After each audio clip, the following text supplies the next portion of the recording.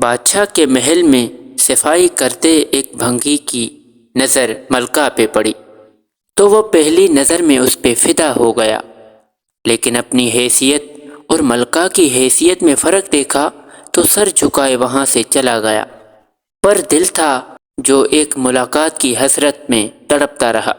عشق کی بیماری نے جسمانی بیماری کا روپ لیا اور وہ بستر پہ پڑ گیا۔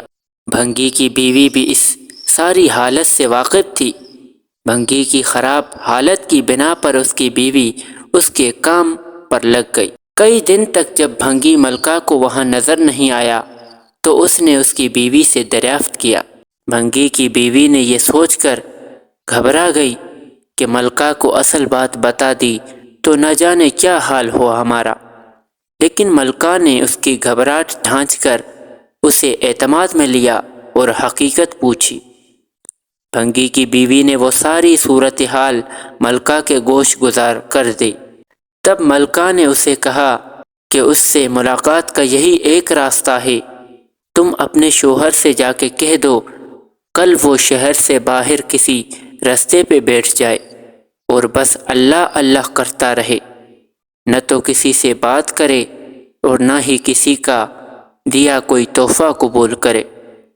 ایسا کرنے سے جب اس کے چرچے بادشاہ تک پہنچیں گے تو ملاقات کے راستے بھی کھل جائیں گے۔ ملکہ کا پیغام سنتے ہی بھنگی کی جان میں جان آ گئی اور وہ گدھاؤں کا بیس بدل کر ایک راستے پہ جا کر بیٹھ گیا اور اللہ اللہ کا ورد کرتا رہا۔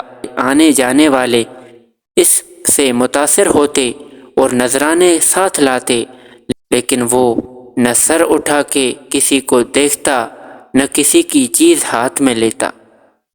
کرتے کرتے خبر بادشاہ تک پہنچی اور اس نے وزیر کو بھیجا کہ دریافت کرو کہ کون ہے وہ اور اس کی سچائی کس حد تک ہے۔ وزیر نے واپس جا کر بادشاہ سے اس کی بہت تعریف کی۔ بادشاہ فیض پانے کے گھر سے خود چل کر اس کے پاس گیا۔ جب ہر طرف اس کے چرچے ہونے لگے تو ملکہ نے بادشاہ سے اس نیک انسان کی زیارت کی خواہش ظاہر کر دی۔ بادشاہ نے اجازت دی۔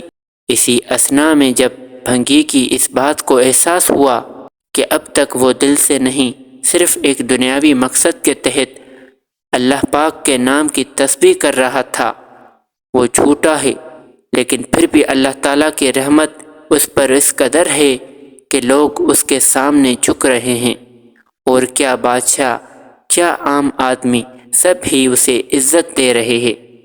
یہ کرامات تو صرف زبان سے وہ پاک نام لینے کی ہے، اگر سچے دل سے اس کے نام کی تسبیح کی جائے اور کئی رحمتوں کا نزول اس پہ ہوگا۔ جب ملکہ اس کے پاس پہنچی تو اس نے سر اٹھا کے اس کی طرف نہ دیکھا اور وہ مطمئن ہوئی کہ کوئی آج اس کی وجہ سے اللہ کے قریب ہو گیا۔ وہ روتی ہوئی واپس اپنے محل میں چلی گئی۔ بے شک اللہ پاک کی ذات کا ذکر اپنے آپ میں ایک رحمت ہے۔